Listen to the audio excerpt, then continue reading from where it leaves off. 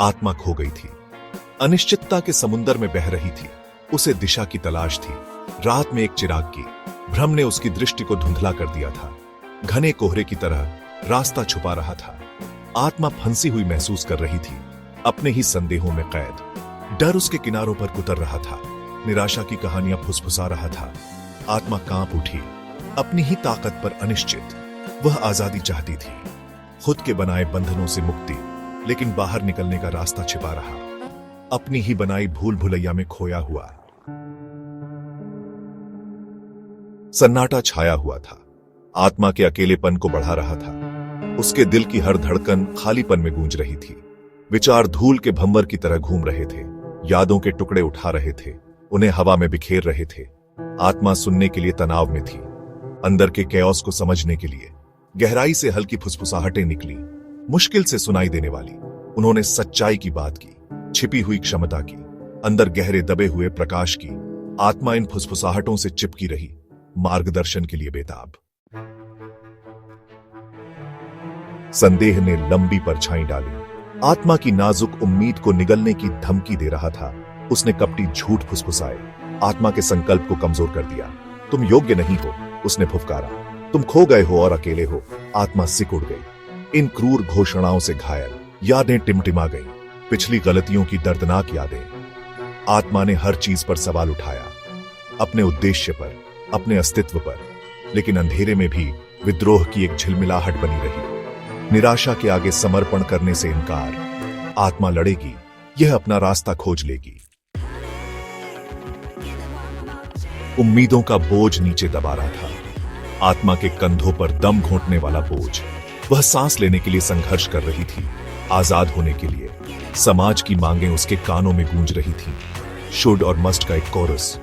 आत्मा एक कठपुतली की तरह महसूस कर रही थी, उसके तार अनदेखे हाथों से खींचे जा रहे थे। प्रामाणिकता के लिए तरसते हुए उसने विद्रोह किया, प्रतिबंधों के खिलाफ पीछे धकेल दिया। वह अपने पहने हुए मुखौटों को उतारना चाहती थी, अपने असली स्व को अपनाने के लिए। लेकिन मुक्ति का रास्ता अनिश्चितता से भरा था। आत्मा हिचकिचा रही थी, अवज्ञा के परिणामों से डरती थी। सेक्शन 5, अंधेरे में एक झलक। उम्मीद की एक किरण ने अंधेरे को चीर दिया। दूर एक हल्की रोशनी। आत्मा उसकी गर्मी की ओर आकर्षित होकर हिचकिचाते हुए एक कदम आगे बढ़ा। अंदर जिज्ञासा जग उठी, ज्ञान की प्यास। समझने के लिए आत्मा ने सवाल करना शुरू कर दिया, जवाब तलाशने के लिए। उसने अपने अंदर देखा, अपने होने की छिपी गहराई का पता लगाया, और उस आत्मनिरीक्षण में उसे शक्ति मिली। आत्मा ने संदेह और भय की परतों को उतारना शुरू कर दिया, जिससे नीचे छिपी सुंदरता और लचीलापन प्रकट हो गया। सेक्शन 6, अनजान का सामना। आगे का रास्ता अनिश्चित था, धुंध और छाया में डूबा हुआ। लेकिन आत्मा नए मिले साहस से लैस होकर आगे बढ़ी। उसने अनजान को गले लगा लिया, यह मानते हुए कि विकास उसके आराम क्षेत्र की सीमाओं से परे है। डर एक साथी बन गया, मालिक नहीं।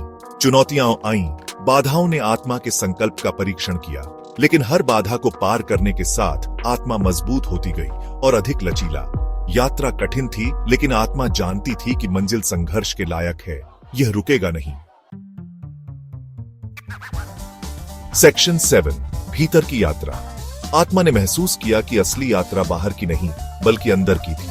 यह आत्म खोज की यात्रा थी, अपने असली स्वरूप को अपनाने की। इसने अपने होने की गहराई में प्रवेश किया, अपनी खामियों और असुरक्षाओं का सामना किया। उसने खुद को माफ करना सीखा, अपनी खामियों को स्वीकार करना सीखा। आत्मनिरीक्षण की खामोशी में आत्मा को शांति मिली, पूर्णता की भावना जो उसने पहले कभी नहीं जानी थी।